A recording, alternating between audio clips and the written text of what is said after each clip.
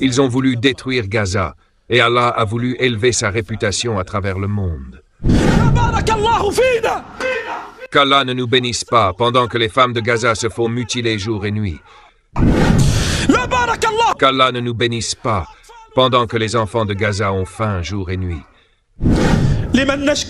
À qui allons-nous confier nos souffrances? À qui allons-nous confier nos souffrances? Et qui donc prêtera l'oreille à nos douleurs?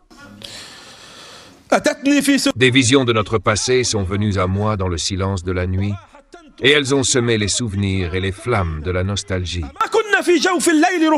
N'étions-nous pas au cœur de la nuit, des moines en prière et des cavaliers quand la mort nous appelait?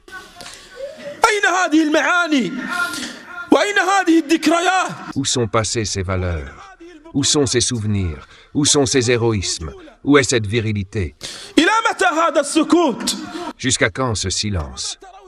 Ne voyez-vous pas cette tyrannie? Ne voyez-vous pas des enfants mourir? Ne voyez-vous pas des vieillards mourir? Ne voyez-vous pas des femmes mourir? Qui brisera l'immobilisme? Qui soutiendra notre peuple? Qui se tiendra à leur côté? Leur sang leur paraît-il si insignifiant? Leur sang leur paraît-il si négligeable? Mais patience, car la patience est l'arme des hommes. Patience, car la patience est l'arme des hommes.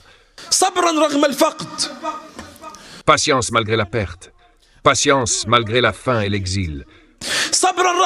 Patience malgré toutes ces tragédies, car la patience est l'arme des hommes, par la permission d'Allah. Ô vous qui avez cru, cherchez secours dans la patience et la prière. Certes, Allah est avec les patients.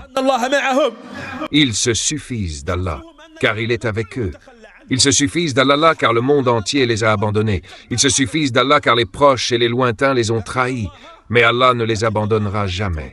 Il est avec eux et il leur accordera la victoire, même après un certain temps. Aujourd'hui marque le 90e jour de guerre, 90 jours de douleur, 90 jours d'exil, 90 jours de perte, 90 jours de faim, 90 jours de douleur. Pour qui parlons-nous? Pour qui crions-nous?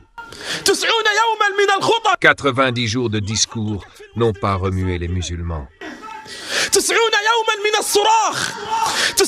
90 jours de cris, 90 jours de silence du monde n'ont pas remué les musulmans. Par Allah, si nous avions crié sur une pierre, elle aurait tremblé dans ses fondations. Par Allah, si les gens de Gaza avaient crié sur une pierre, elle aurait tremblé dans ses fondations. Pour qui parlons-nous? Pour qui crions-nous? Qu'Allah ne nous bénisse pas pendant que les enfants de Gaza meurent. Qu'Allah ne nous bénisse pas pendant que les femmes de Gaza se font mutiler jour et nuit. Qu'Allah ne nous bénisse pas pendant que les enfants de Gaza ont faim jour et nuit. Qu'Allah ne nous pardonne pas si nous oublions. Qu'Allah ne nous pardonne pas si nous faisons semblant d'oublier. Qu'Allah ne nous pardonne pas si nous nous habituons à ces scènes. Qu'Allah ne nous pardonne pas si nous faisons preuve de lâcheté. Qu'Allah ne nous pardonne pas si nous dormons sur leurs blessures. Demain, ils se tiendront devant Allah et ils témoigneront. Demain, ils se tiendront devant Allah et ils témoigneront. Ces dirigeants seront accusés par cette fillette dont le grand-père criait qu'elle était l'âme de son âme. Elle se lèvera au jour du jugement et témoignera contre ses dirigeants. Ce sont les enfants de Gaza qui vous accuseront, ô dirigeants. Ce sont eux qui vous accuseront, vous qui avez oublié et repris votre vie normale. Ce sont eux, ces enfants, qui témoigneront contre vous au jour du jugement. Et devant Allah, les comptes se régleront. Devant Allah, les comptes se régleront. Malgré toutes ces blessures, malgré toutes ces douleurs, il nous faut bien comprendre que nous vivons sur la terre d'Allah. Et sur la terre d'Allah, seul ce qu'Allah veut se réalisera. Ils veulent et Allah veut. et Allah fait ce qu'il veut. Ils ont voulu détruire Gaza, et Allah a voulu élever sa réputation à travers le monde. Allah, exalté soit-il, a voulu élever Gaza aux yeux du monde. 90 jours de guerre qu'ont accompli les sionistes, si ce n'est le meurtre et la destruction, ils n'ont accompli que le meurtre d'enfants et la ruine.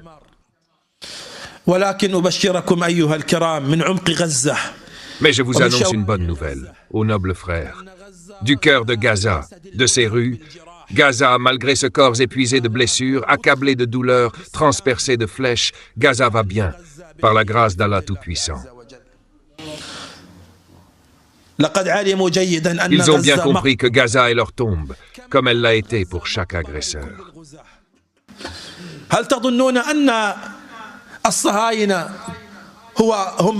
Pensez-vous que les sionistes sont les premiers à avoir occupé la Palestine? Combien d'occupants ont envahi Gaza, autant que les cheveux de nos têtes, et tous sont partis, ont fui, ont été déracinés. Le dernier occupant en quittant Gaza a dit « Gaza nous a envahis ». Parce que Gaza les a éduqués. Gaza leur a donné des leçons de dignité et de fierté. Ce n'est pas à notre époque où un char qui coûte plus de 3 millions de dollars est mis à terre par un jeune de 20 ans avec un obus de 50 dollars. Ce n'est pas seulement ça. Gaza, c'est un passé glorieux de héros.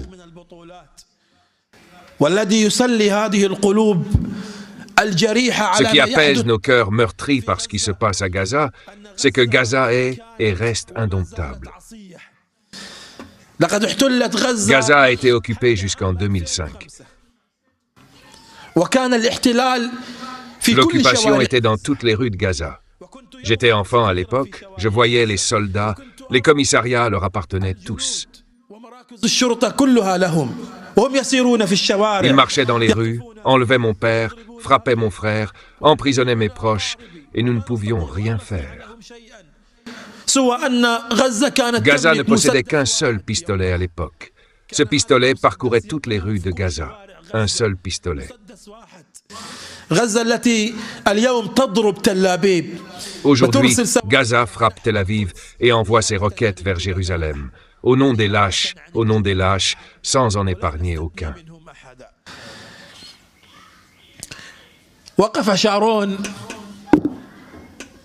Sharon s'est levé et a dit sa célèbre phrase. Je peux abandonner Tel Aviv, et vous savez ce que Tel Aviv représente pour Sharon et ce qu'elle représente pour Israël, la capitale politique et économique. Ils l'ont appelée Tel Aviv, mais c'est notre terre, et son nom est Tel al-Rabi, pour que les noms ne nous échappent pas. Tel Aviv est une invention. Nous savons que c'est Tel al-Rabi, et nous y retournerons bientôt si Allah le veut. Sharon a dit, je peux abandonner Tel Aviv, mais je ne peux pas abandonner Gaza.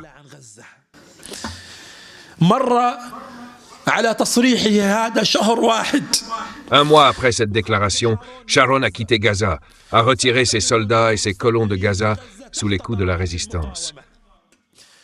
Et depuis 2005, jusqu'à cette guerre, aucun soldat israélien n'a pu pénétrer Gaza, sauf lors de leur récente incursion terrestre.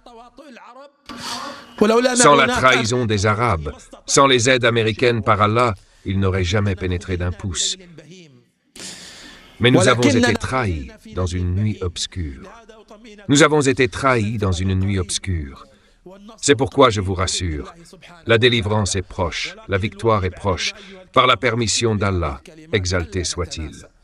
Mais notre devoir, ô nobles frères, et je termine par ces paroles, n'est pas d'oublier, n'est pas de s'habituer à ces scènes, n'est pas de les voir passer comme si de rien n'était. Certains pensent que la guerre dure trop longtemps. C'est ce que Netanyahou a dit. L'une des principales raisons pour lesquelles nous avons prolongé cette guerre, c'est le recul du soutien populaire envers Gaza. Ces paroles blessent. Ces paroles sont douloureuses pour quiconque a la foi ou l'islam dans le cœur. Oui, il a dit vrai, malgré qu'il soit un menteur. C'est le recul du soutien populaire qui les a poussés à prolonger la guerre à Gaza. C'est une vérité. Laissons les dirigeants de côté. Lavez vos mains d'eux. Ils ne vous apporteront rien. Ils n'ont même pas aidé leur propre peuple. Alors comment aideraient-ils la Palestine? Croyez-vous que celui qui a vendu Idlib achètera Gaza? Croyez-vous que celui qui a vendu Alep achètera Gaza? Croyez-vous que celui qui a vendu Damas achètera Gaza? Croyez-vous que celui qui a trahi la cause syrienne se lèvera aujourd'hui pour défendre la cause palestinienne? Tous sont lâches, que ce soit envers la Syrie ou envers Gaza. Tous sont lâches. Mais nous les peuples, qu'est-ce que ce silence étrange? Qu'est-ce que ce silence étrange des peuples arabes?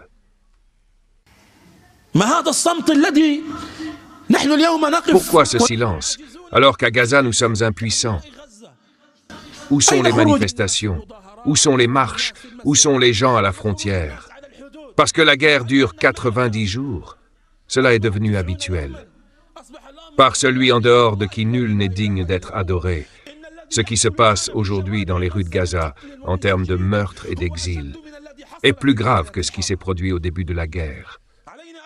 Ne laissons pas les réseaux sociaux nous émouvoir seulement au début de chaque guerre.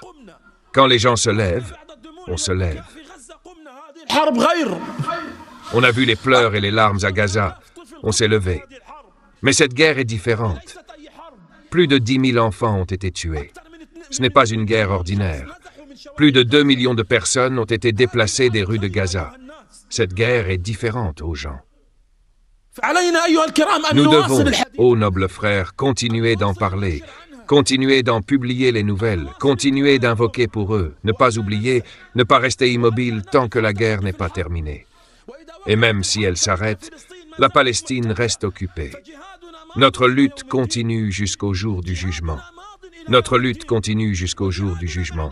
Et notre lutte contre les Juifs ne cessera pas si Allah le veut. Ils quitteront Gaza, mais que les Juifs sachent que notre guerre contre eux durera jusqu'au jour de la résurrection, jusqu'à la libération de la Palestine. Et ce que nous avons vu, du sang des enfants, des morceaux de leur corps, fait naître en nous un désir de vengeance. Et que personne ne nous parle de miséricorde après cela. Que personne ne nous parle de miséricorde après cela avec ces sionistes. Entre nous et eux, il y a des milliers de comptes à régler, des milliers de morts, des milliers de litres de sang. Et entre nous et eux, il y a le sang versé dans le sentier d'Allah. Entre nous et eux, il y a le combat dans le sentier d'Allah. Et personne ne nous empêchera de lutter contre les sionistes, quels qu'ils soient. Soit la victoire, soit le martyre, si Allah le veut. Et le sang de Salah al-Harouri, assassiné hier, n'est qu'une preuve de plus que nous offrons nos chefs et nos soldats. Et nous luttons dans le sentier d'Allah en tant que dirigeants et soldats, afin que ce drapeau reste toujours levé, par la permission d'Allah, le Tout-Puissant. Et demain, les drapeaux s'uniront, jusqu'à ce que vienne la victoire proche, par la permission d'Allah, le Tout-Puissant. Et tous ces peuples se réuniront dans la cour de la mosquée Al-Aqsa, par la permission d'Allah, le Tout-Puissant. Car à Gaza, nous ne défendons pas que nous-mêmes, ni uniquement nos frontières, mais nous défendons toute cette communauté. Par Allah, en dehors de qui nul n'est digne d'être adoré, si Gaza venait à tomber, si Gaza était occupée par Allah, en dehors de qui nul n'est digne d'être adoré, les conséquences atteindraient ensuite toutes les capitales des pays arabes. Ne pensez pas qu'ils ne visent que Gaza. Ils savent bien que la forteresse solide des Arabes, c'est Gaza. Si Gaza tombe, de nombreuses citadelles tomberont après elle. C'est pourquoi Gaza ne tombera pas, si Allah le veut. Car nous ne voulons pas que le Caire tombe, et nous ne voulons pas que nos autres patries tombent. Oui, si Gaza tombe, de nombreuses forteresses tomberont. Mais nous ne ferons pas tomber le drapeau, si Allah le veut. Même si les flèches qui nous transpercent viennent des Arabes, nous continuerons à avancer pour les défendre, malgré cette trahison immense.